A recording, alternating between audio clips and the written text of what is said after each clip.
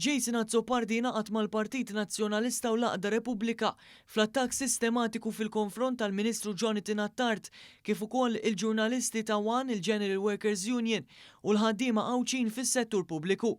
Meta kien qed jieħu sehem fil-programm Realtà fuq l-Istazzjon Nazzjonali, l-eks-deputat nazzjonalista u llum avukat tal-Aqda Repubblika kompla fejn ħalliet id-deputata Graziella Attard Previ u attakka lil ħaddiema Awċin u saħansitra akkużhom illi qed jisirqu. Daħlet il-mentalità sa mhux noqgħod ngħidlek intom, daħlet il-mentalità tajjeb u għawde xar huwa serq. Id-dikjarazzjonijiet tiegħu huma eku ta' dak li qalet Attard Previ meta fil-Parlament qalet li l-ħaddiema Awċin li jaħdmu ma' ċivil jitilqu mix-xogħol mal-10 ta' filgħodu. Fl-istess programm Azzopardi nfexxi attakka wkoll il-Ministru Jonathan Attard kif ukoll il-ġurnalisti ta' WAN u l-General Workers Union dwar il-ħatrit fil-ġudikatura. Għaddejja kampanja ikkoordinata bejn esponenti tal-partit fil-gvern fuq l-istazzjon politiku tal-Partit Laburista. U l-Ministru tal-Ġustizzja. U l-Ministru tal-Ġustizzja u llum pereżempju l-Orizzont Backpage tagħtiha prominenza.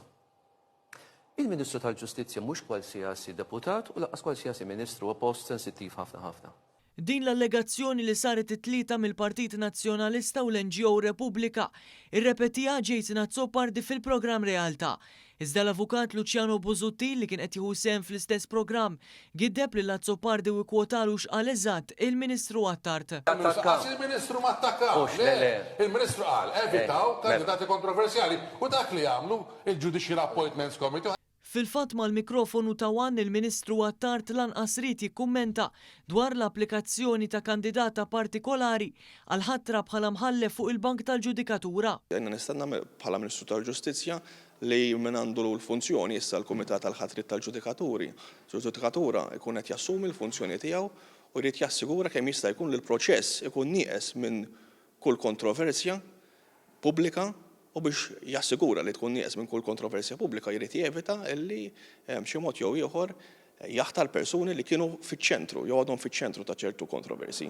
Fil-ferneżija u l-isteriżmu l-aċir ta' Azzopardi jikkonferma kemm il-Partit Nazzjonalista u l-NGO Repubblika li l-avukat tagħhom u l-istess Azzopardi huma biċċa waħda.